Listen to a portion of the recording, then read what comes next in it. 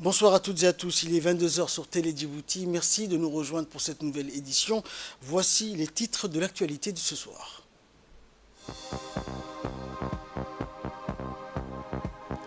Le président de la République a présidé la cérémonie de lancement de la Semaine nationale de solidarité au Palais du Peuple. Et des manifestants pro-palestiniens ont organisé une veillée à Johannesburg, en Afrique du Sud, pour honorer les journalistes tués à Gaza. Voilà pour les titres, bonsoir à tous. Le président de la République, Ismaël Omar Guelleh, a parrainé ce matin au Palais du Peuple la cérémonie dédiée au lancement de la Semaine nationale de la solidarité qui a pour thème cette année « Consolider, développer et protéger ». Cette Semaine nationale de la solidarité constitue une opportunité pour le gouvernement d'informer et de sensibiliser le public sur les multiples interventions et programmes sociaux du ministère des Affaires sociales et de solidarité. Créée à l'initiative du chef de l'État, la Semaine nationale de la solidarité est commémorée et organisée chaque année pour mettre en avant les priorités stratégiques du gouvernement en matière de politique de lutte contre la pauvreté et la promotion de la solidarité nationale. Plusieurs thématiques sont mises en avant en vue d'adopter une nouvelle stratégie de protection sociale non contributive pour le renforcement du capital humain, le développement des régions à travers les programmes qui favorisent l'autonomisation des populations vulnérables pour une inclusion dans la société à travers les formations, l'alphabétisation, l'appui aux micro-entrepreneurs ainsi que l'accès à la microfinance sont au cœur des priorités de la Semaine nationale de la solidarité. À son arrivée, le président de la République, accompagné de la première dame et présidente de l'UNFD, a été accueilli chaleureusement par le ministre de la Justice et des Affaires pénitentiaires chargé des droits de l'homme, Premier ministre par intérim. Cette semaine revêt une importance particulière dans la lutte contre la pauvreté et la promotion de l'action gouvernementale afin de ne laisser personne de côté. Le ministère des Affaires sociales et de solidarité a mis en place notamment un système de protection sociale à travers les programmes d'aide aux plus démunis, des formations, d'octroyer des prêts pour la lutte contre la pauvreté et construire un capital humain plus résilient.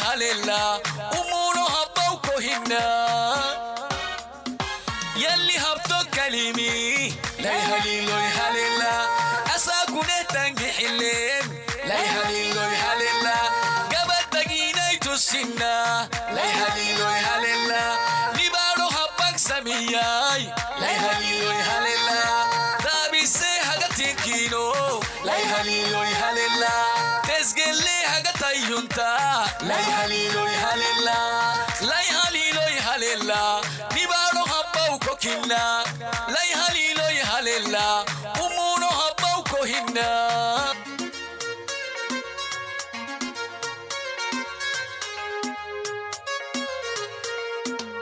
ساتر كمال مني ما صغن إكتينا سنون سالفورين الواحد يعيني تسنان يا نبات سمعت يا سمد النويان مرحبا أسدنا سلام سرين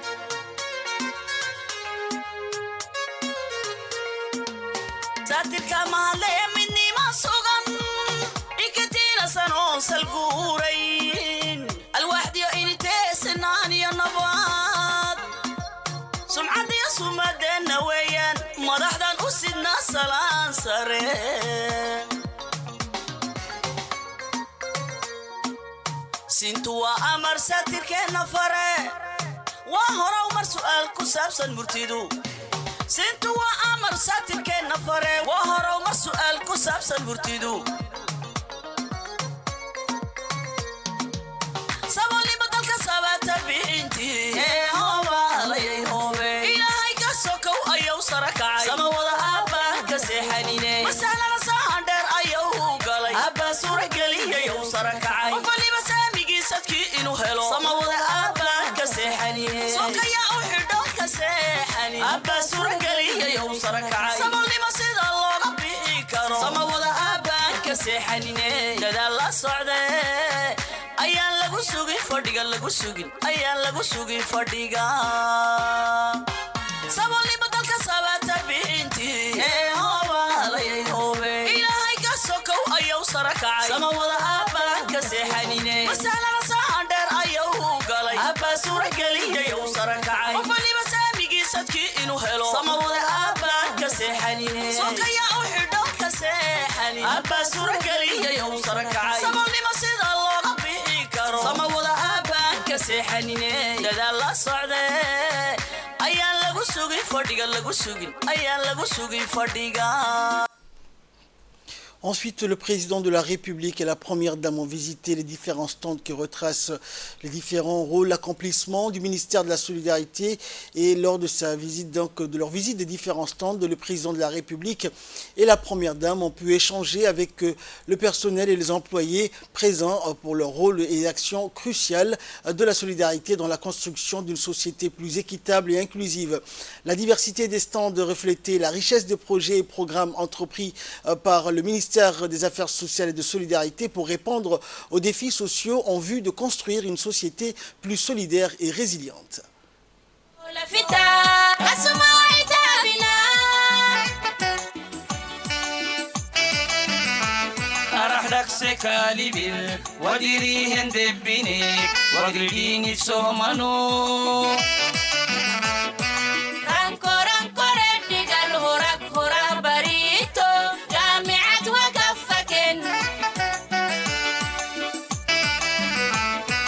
كتابا كوشتي من درايرك كي والعافوني عافيتيني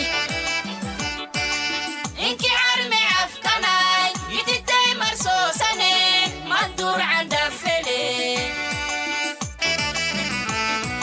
أبا هجبوتو هذا وانا قجعلو وصوتي دا سمهي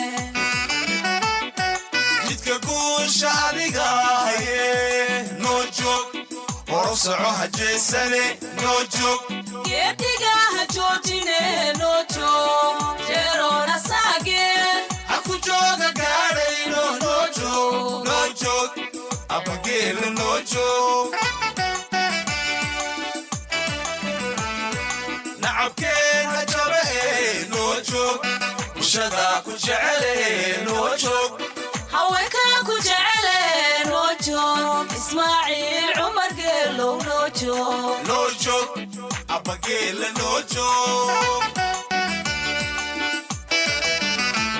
جانا نور من نبع القمر بجبوتي ربي لنا اختارك إسماعيل عمر انت للوطن افضل بالحكمة والفكر سجل يا تاريخ وانشر في الخبر كلنا اوجه علينا صبيا مطر مستشفيات والجامعات شافوها البشر أنقذت مشروع طويل خط القطار وبنيت فوق الجبال والبحار ما نريد غيرك وهذا آخر قرار أبا جبوتو هذا وانا قجعلو وصوتي دا سمهي جدك قوش عديقاي نوجوك ورصعو هجيساني نوجوك يدقا هجوجيني نوجوك جيرونا ساقين حكو جوغا قارينو نوجوك نوجوك أبقيل نوجوك أبا جبوتو هذا وانا قجعلو وصوتي دا سمهي جدك قوش عديقاي نوجوك Et la cérémonie de la Semaine nationale de la solidarité a été célébrée avec enthousiasme où les chants et les danses folkloriques des différentes troupes nationales ont fait des performances remarquables. Outre le président de la République et la première dame, plusieurs membres du gouvernement, des parlementaires, des représentants du corps diplomatique et des organisations internationales, des bénéficiaires des projets et des représentants de la société civile ont pris part à cet événement.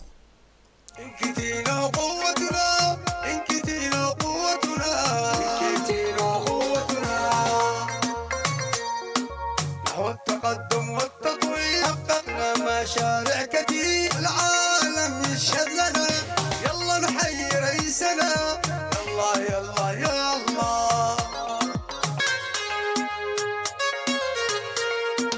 انكتينو اللينجلي مدني مودي كوسني الوحدة égalité kinni no munoi bulle unité égalité kinni no munoi bulle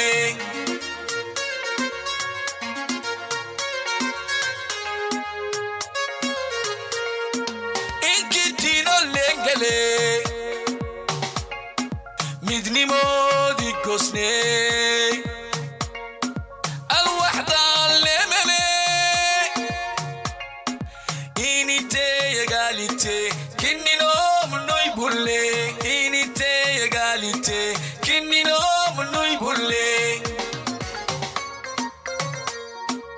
ay sugtaysayni baro fuuxa harxug dadaltee biso marxoleh taturle caalamakahyamaten amaana hurban gabuuti aani doolatii macaane isinni shicbow kafaysa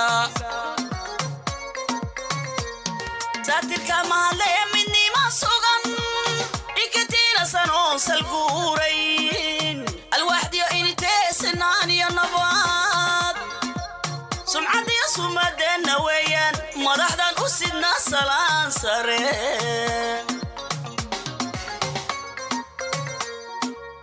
sintu waa amar saatirkeenna fare waa horow mar su'aal ku saabsan murtidu sintu waa amar saatirkeenna fare waa horow mar su'aal ku saabsan murtidu saboolnimo dalka sabaata bixintii ilaahay ka sokow ayuu sara kacay sama wada aabbaan ka seexanine masalada saahan dheer ayuu galay aabbaa suurageliyay uu sara kacay qof waliba saamigiisadkii inuu helo sama wada aabbaan ka seexanine sokayaa u xidho ka seexani aabbaa suurageliyay uu sara kacay saboolnimo sida looga bixi karo sama wada aabbaan ka seexanine dadaal la socdee ayaan lagu sugin fadhiga lagu sugin ayaan lagu sugin fadhiga saboolnimo dalka sabaata bixintii ilaahay ka sokow ayuu sara kacay sama wada aabbaan ka seexanine masalada saahan dheer ayuu galay aabbaa suurageliyay uu sara kacay qof waliba saamigiisadkii inuu helo sama wada aabbaan ka seexanine sokayaa u xidho ka seexani aabbaa suurageliyay uu sara kacay saboolnimo sida looga bixi karo sama wada aabbaan ka seexanine dadaal la socdee ayaan lagu sugin fadhiga lagu sugin ayaan lagu sugin fadhiga. Et dans son intervention, la directrice du développement humain à la Banque mondiale pour la région, MENA, a indiqué que la Semaine nationale de solidarité à Djibouti cette année coïncidait avec le 15e anniversaire de l'engagement du gouvernement djiboutien à lutter contre la pauvreté à travers des programmes sociaux.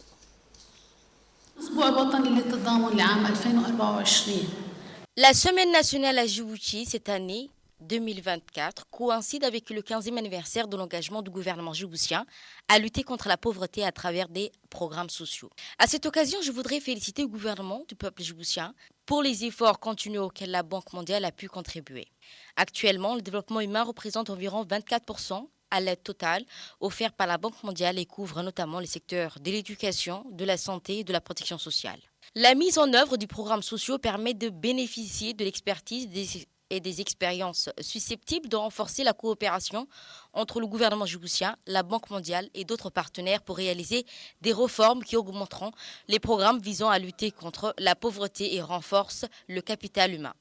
Des interventions ciblées dans le domaine du développement humain contribuent de manière fondamentale et significative à la réduction de l'extrême pauvreté. Les filets de sécurité sociale peuvent atténuer la fragilité et contribuer à réduire la pauvreté, mais afin d'obtenir un impact tangible, il est également important d'élargir leur couverture, leur efficacité et leur intégration avec les activités de financement économique et des moyens de substance et d'autres services.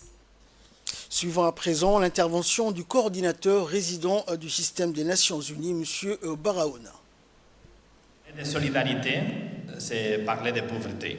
C'est la solidarité avec ceux qui ont moins et qui ont besoin plus de notre solidarité. Malheureusement, on a constaté dans le monde que pour la première fois dans plusieurs décennies, on a maintenant une augmentation de la pauvreté, spécialement depuis la Covid et l'épidémie de 2019. Nous sommes en train de rater les ODD les plus importants. Le premier, que c'était d'éliminer la pauvreté du monde. Selon les rapports des Nations Unies en juillet 2023, nous laissons de côté maintenant plus de la moitié de la population du monde. La quantité de personnes aujourd'hui avec femmes sont à niveau qu'il y avait en 2005. Selon la Banque mondiale, 700 millions de personnes vivent dans la pauvreté extrême aujourd'hui dans le monde. 700 millions de personnes. C'est-à-dire 700 millions de personnes vivent avec moins de $2,15 par jour. Si on fait un calcul, c'est plus ou moins 400 francs djiboutiens par jour. Il y a 500 millions de personnes qui ont moins que ça chaque jour pour vivre. Essayez chaque de nous de passer un jour avec 400 francs djiboutiens jusqu'à la fin de la journée. C'est vraiment impossible probablement. Et écoutons à présent l'intervention ou le discours de l'ambassadeur de la Palestine à Djibouti. سلام من فلسطين سلام من القدس سلام من الجرح النازف في غزة.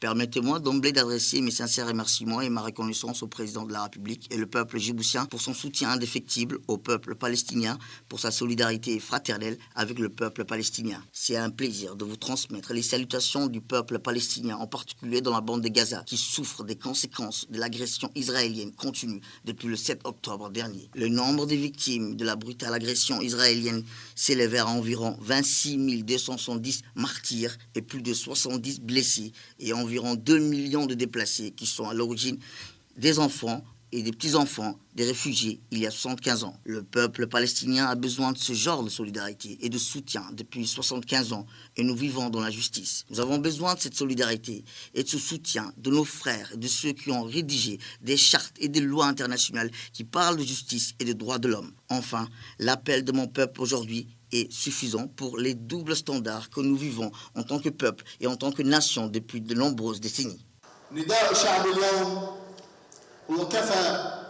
كفى للمعايير المزدوجة التي نعيشها كشعب وكأمة منذ عقود. Et la ministre des Affaires sociales et de Solidarité, Loufa Ismaël Abdo, s'est réjouie quant à elle du lancement de cette semaine de la solidarité. On l'écoute. Derrière les chiffres et les données froides et impersonnelles de la pauvreté, il y a une réalité, celle d'une pauvreté qui se vit au quotidien avec son cortège néfaste de privation. Avec la pauvreté, c'est la dignité de la personne qui est fragilisée, c'est la crainte d'être jugé qui prend le dessus. Face à ce fléau, et afin d'offrir à tous les Djiboutiens des meilleures conditions de vie, vous avez fait de la lutte contre la pauvreté et la précarité une priorité et une constante de votre politique sociale. Vous nous avez présenté et partagé votre vision du développement social et du futur de notre société, celle d'une société djiboutienne plus épanouie, plus inclusive, prospère et assurément plus moderne et ancrée dans son siècle. Excellences, Monsieur le Président de la République, toutes nos activités sur le terrain, aussi bien dans la ville comme dans les régions de l'intérieur, ont eu une adhésion et un soutien sans faille de la part de la société civile et tout particulièrement de celui de l'Union nationale des femmes djiboutiennes et à sa tête, Hajia Hoyo Khadra Mahmoud Haït, Jazaki Allah al-Khair. Aujourd'hui, les résultats sont tangibles et parlent d'eux-mêmes et ils sont plus que jamais encourageants et prometteurs.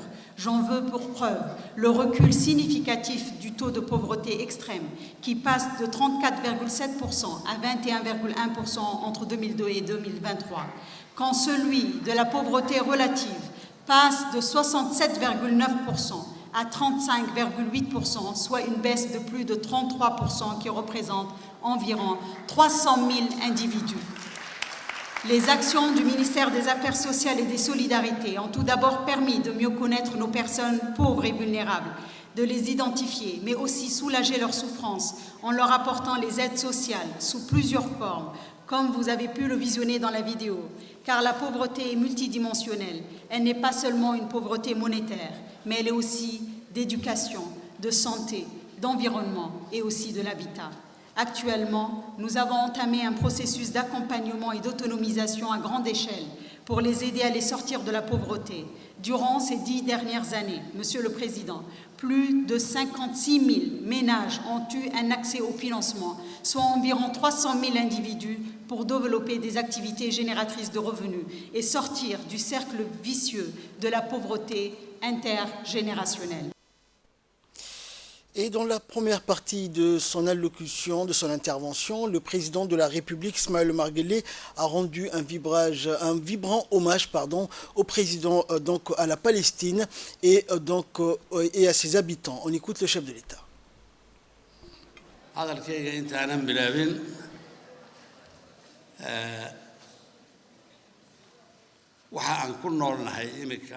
Avant d'entamer ses propos dans un discours empreint de sonalité à la tribune du Palais, le président de la République, son Excellence Ismaël Omar Guelleh, a prononcé des mots chargés de compassion et d'engagement envers la cause palestinienne, alors que le monde continue de témoigner des affres quotidiennes subies par les Palestiniens.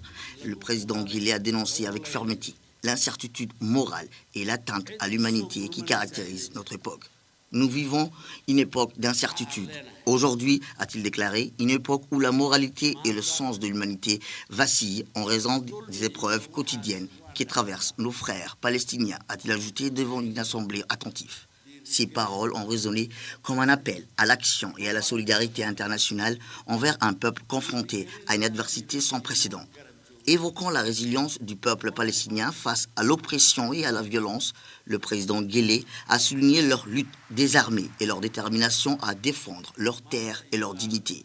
Ils se battent sans armes et il va de soi qu'avec notre modeste contribution, nous devons nous tenir à leur côté, a-t-il affirmé, exprimant ainsi l'engagement de Djibouti envers la cause palestinienne. Le discours du président Guelleh a également mis en lumière le long chemin parcouru par le peuple palestinien, marqué par des décennies de lutte pour la liberté et la justice. Malgré les tentatives répétées visant à les réduire au silence, le président a mis en exergue la vaillance et l'admiration de leur résistance indomptable. Il est d'une cause noble, celui qui donne sa vie pour son pays, sa terre natale, et nous ne pouvons fermer les yeux sur cette réalité, a-t-il déclaré avec émotion. Le président de la République, son Excellence Ismaël Omar Guelleh, a réaffirmé l'engagement indéfectible de Djibouti envers la cause palestinienne, promettant un soutien continu et une solidarité sans faille. Ces paroles ont été accueillies par des acclamations et des applaudissements, témoignant de l'unité et de la détermination de la nation djiboutienne à soutenir ceux qui luttent pour leur liberté et leur dignité. Et je vous propose à présent de suivre le discours officiel du président de la République lors de cette importante cérémonie de lancement de la Semaine de la Solidarité. Honorables invités, c'est avec un grand honneur pour moi de faire partie de la cérémonie d'ouverture de la Semaine nationale de la solidarité. Cet événement occupe une place spéciale dans nos cœurs car il nous aide à mettre en lumière nos initiatives sociales, à évaluer leur impact. La pauvreté n'est pas un problème confiné à une région ou à un pays spécifique. C'est un défi mondial qui affecte à la fois les pays en développement et les pays développés.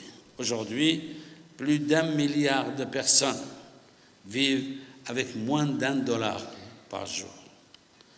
Bien que l'Afrique subsaharienne et l'Asie du Sud soient les plus touchés par ce problème, aucun continent n'est à l'abri. La pauvreté est présente, aussi bien dans les zones urbaines que rurales, touchant de manière disproportionnée les femmes, les personnes handicapées, les personnes âgées et les enfants. Face à la question multidimensionnelle de la pauvreté, nous avons dû innover, collaborer et intensifier nos efforts pour l'éradiquer ou du moins l'atténuer.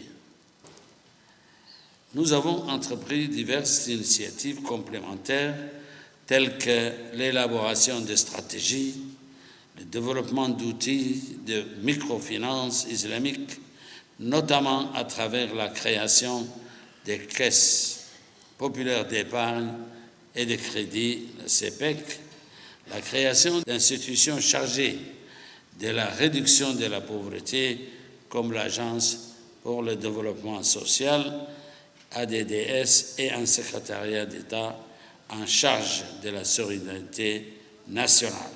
Sur le terrain, le ministère des Affaires sociales et des Solidarités a mis en œuvre des programmes et projets sociaux variés, novateurs et à fort impact, tels que les programmes de développement social, les filets sociaux de sécurité, l'autonomisation et l'inclusion financière, tant dans la capitale que dans les régions intérieures.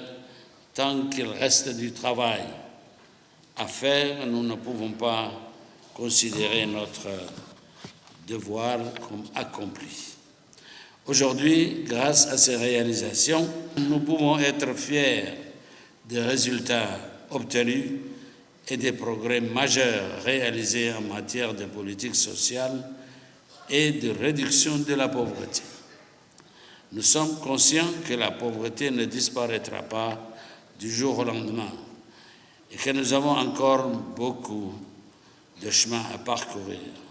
Cependant, en investissant davantage dans notre capital humain, en renforçant la résilience de notre population et en nous fixant les objectifs ambitieux, donc clairs et atteignables, nous pouvons y arriver. Il est de notre responsabilité de saisir cette opportunité pour construire un avenir débarrassé définitivement du fléau de la pauvreté. Cet avenir est possible et à notre portée. Je vous remercie. Et enfin, dans la dernière partie de son intervention, en langue nationale, cette fois-ci, le président de la République a rappelé l'importance de la solidarité. Solidarité, oui. Solidarité, yom hat. Macna badan bay leedahay. Waxa ugu horeeya leedahay waa naxariis. Cette semaine, nous nous rassemblons pour célébrer un principe qui transcende les frontières et unit nos cœurs, la solidarité. Mais qu'est-ce qu'est la solidarité, sinon la manifestation la plus noble de notre humanité? C'est la capacité à reconnaître la souffrance d'autrui et à agir en conséquence, guidé par un profond sens de la compassion et de l'empathie. En tant que musulmans, nous comprenons que la solidarité n'est pas simplement un devoir moral, mais un pilier essentiel de notre foi. C'est l'amour pour notre prochain qui doit guider nos actions et façonner notre société. C'est la reconnaissance de la dignité et de la valeur intrinsèque de chaque être humain et le traitement de chacun avec respect et gentillesse. L'humanité réside dans notre capacité à reconnaître notre propre humanité en chacun. Nous partageons tous le même monde, le même destin. Chaque acte de bonté, chaque geste de compassion tisse les fils invisibles qui nous unissent les uns aux autres. Il est notre responsabilité collective de partager la richesse de notre nation avec ceux qui en ont le plus besoin.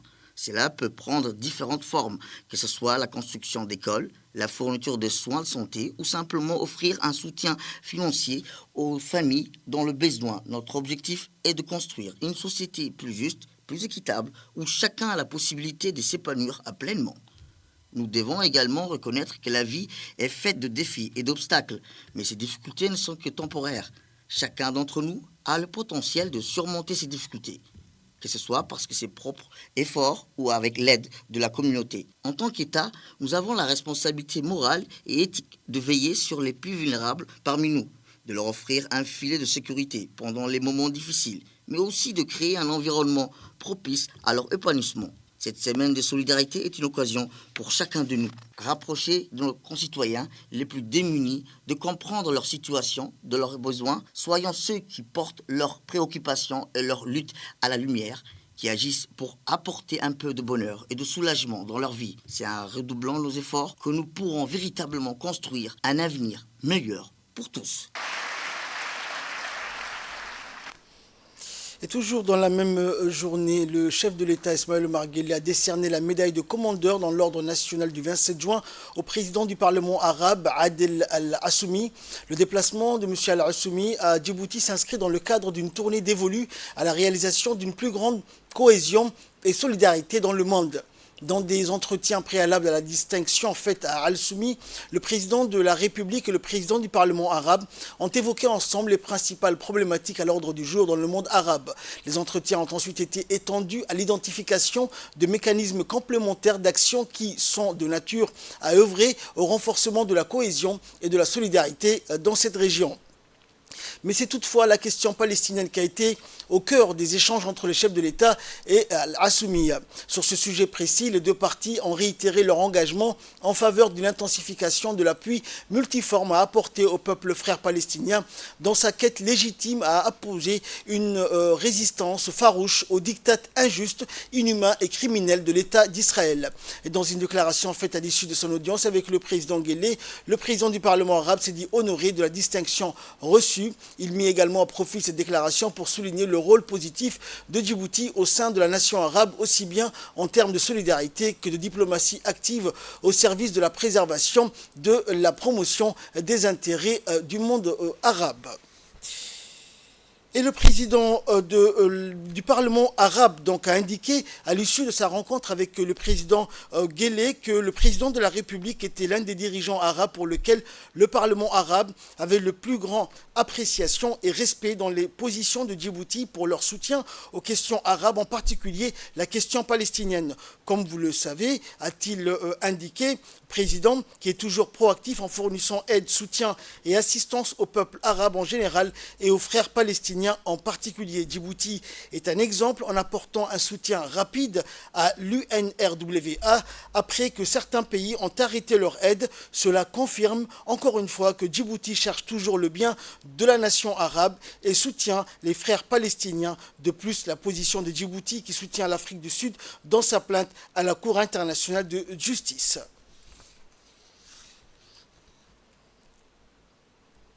Suivons à présent la déclaration du président de l'Assemblée nationale.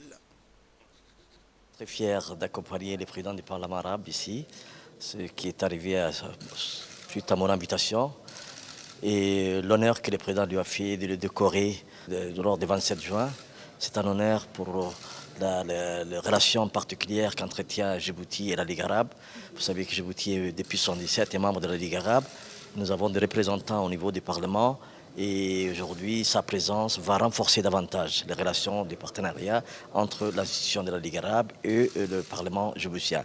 Je suis très content, deuxièmement, que la visite du président du Parlement, mon frère Abdelrahman, se situe une période où il y a les problèmes palestiniens, un problème où le monde arabe est en train de bouger. C'est la raison pour laquelle cette présence en cette période est importante. Ça démontre l'intérêt que la Ligue arabe a pour Djibouti et le rôle que Djibouti joue dans la région. Notre président aujourd'hui assume également la présence de l'IGAD et en tant que membre de l'IGAD où il y a un certain nombre de pays arabes qui est membre également de la Ligue arabe, je pense que c'est un atout supplémentaire pour nous tous, pour notre pays, d'être là. Et je remercie très sincèrement notre frère d'avoir, pour cette décoration, surtout cette nomination, en tant que vraiment qui a reçu du bain du président de la République. C'est un honneur particulier et je suis vraiment très fier pour lui.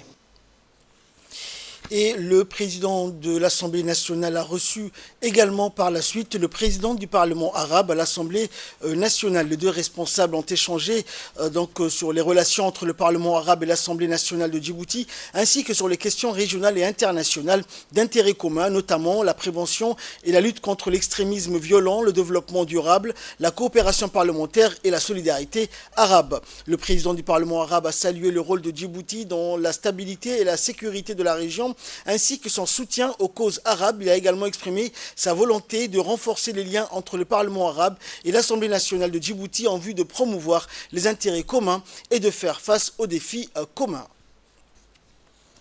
Le Premier ministre Abdelkader Kamel Mohamed est en Italie pour représenter la République de Djibouti au sommet Italie-Afrique.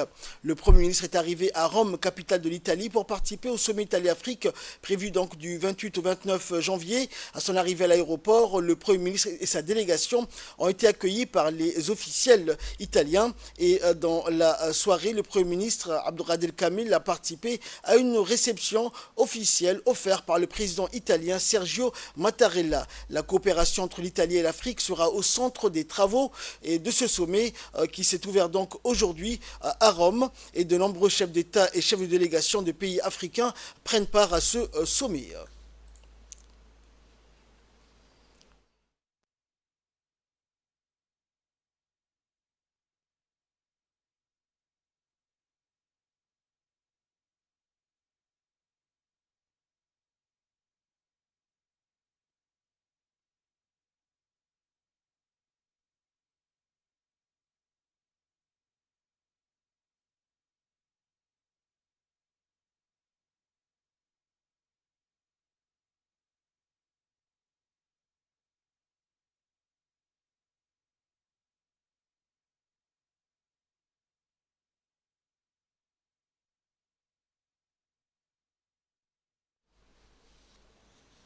Dans l'actualité également, le Sheraton Hotel a abrité ce matin la 4e conférence régionale de recherche sur l'extrémisme violent et le terrorisme organisée par le Centre d'excellence de l'IGAD pour la prévention et la lutte contre l'extrémisme violent, l'ICEP-CVE, du 29 au 31 janvier 2024. Cette conférence a pour thème l'intégration des perspectives de genre dans la recherche et les interventions de prévention, de lutte contre l'extrémisme violent. L'événement a rassemblé 27 chercheurs et chercheuses de l'Afrique de l'Est et de la Corne de l'Afrique qui exposent leurs travaux sur cette thématique, l'objectif étant de renforcer leurs capacités sur la conception, la collecte, l'analyse et la rédaction de rapports sensibles au genre. La conférence a été ouverte par le ministre des Affaires étrangères et de la coopération internationale Mahmoud Ali Youssouf, et ce centre donc justement vise à promouvoir le partage des bonnes pratiques et des leçons apprises dans le domaine dans la région et au-delà, ainsi donc se targue de disposer d'un réseau croissant et solide de chercheurs et chercheuses et reste engagé à faire en sorte que la recherche reste au cœur de sa mission.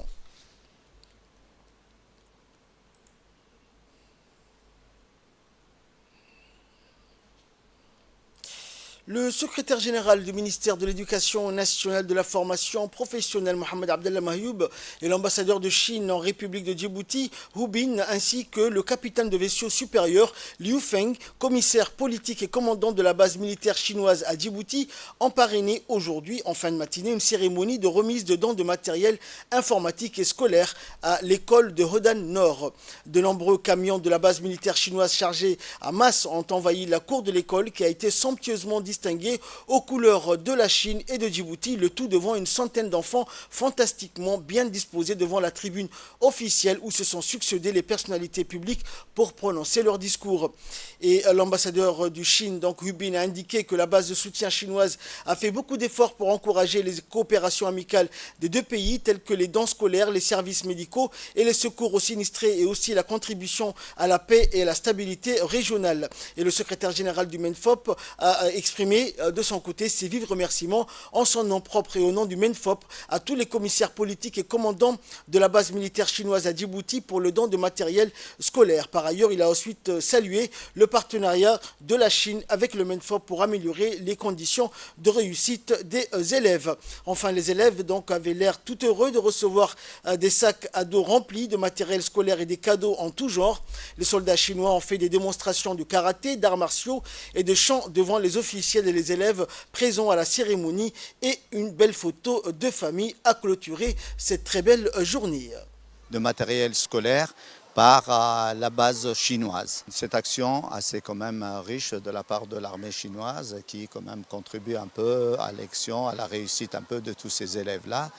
Et on les remercie au passage, je remercie le commandant, l'ambassadeur et toutes les personnes qui ont contribué à ce geste-là. Merci à tout le monde, et puis je crois que donc on fera bon geste de tout ce matériel-là, et puis ce matériel sera un outil de travail pour tous les enfants et surtout va améliorer les conditions aussi des élèves, Inch'Allah. Et suivant à présent l'intervention de l'ambassadeur de la République populaire de Chine à Djibouti. Các hòn cinquième anniversaire de l'établissement des relations diplomatiques sino-djiboutiennes qui, au cours des 45 dernières années, se sont développés en partenariat excellent de coopération gagnant-gagnant pour un développement commun. Les élèves sont l'avenir du développement de Djibouti. L'éducation primaire est la clé essentielle de leur épanouissement. Sachant que le gouvernement djiboutien, dont le ministère de l'Éducation nationale, de la formation professionnelle et la communauté Babala attachent une grande importance à l'éducation primaire, la base de soutien a offert ce don d'aujourd'hui qui est une action de soutien fort aux efforts louables de Djibouti de promouvoir l'éducation pour favoriser le développement durable. Actualité internationale à présent, des journalistes sud-africains et des manifestants pro-palestiniens ont organisé hier une veillée à Johannesburg en Afrique du Sud pour honorer les journalistes tués dans la guerre à Gaza. Le comité pour la protection des journalistes estime que hier au moins 83 journalistes et professionnels des médias sont morts depuis le début du conflit, dont 76 journalistes palestiniens, 4 journalistes israéliens et 3 libanais. Au cours de la veillée, les journalistes présents ont parlé des défis auxquels sont confrontés les journalistes dans leur reportage, notamment au concept d'objectivité. Le ministère de la Santé de Gaza, dirigé par le Hamas, a déclaré que 26 083 personnes avaient été tuées et plus de 64 400 blessés depuis le 7 octobre, jour où des militants du territoire ont lancé une attaque surprise dans le sud d'Israël, tuant environ 1200 personnes et prenant environ 250 otages. L'Afrique du Sud a accusé Israël de génocide et a demandé au tribunal international de la Haye aux Pays-Bas d'imposer des mesures provisoires pendant que l'affaire progresse. Les mesures demandées comprenaient l'ordre à Israël de mettre fin à son offensive, de permettre aux résidents de Gaza d'accéder à l'aide et de prendre des mesures raisonnables pour prévenir le génocide. Et du sport pour clore cette édition. Au bout du suspense et d'une interminable séance de tirs au but, la République démocratique du Congo a éliminé donc l'Égypte au tir au but, donc 8-7 en huitième de finale de la Coupe d'Afrique des Nations. C'était donc samedi soir à San Pedro. Elle affrontera la Guinée en quart de finale. La Guinée a battu de son côté la Guinée équatoriale 1-0 hier au stade de Debimpe à Abidjan en huitième de finale de la Coupe d'Afrique des Nations. C'est la première fois qu'elle remporte un match à élimination directe. Et ce soir, comme vous avez pu le suivre il y a quelques instants, le Cap-Vert donc est toujours dans la course. L'équipe des Cap-Vert s'est imposée il y a quelques instants face à l'équipe de la Mauritanie sur un score d'1-0. Et vous suivrez également dans une heure environ le dernier match pour cette soirée. Un derby donc, le tenant du titre, le Sénégal, qui affrontera la Côte d'Ivoire qui accueille donc cette Coupe d'Afrique des Nations. Excellente soirée sur Télé Djibouti et merci à vous pour votre très aimable attention.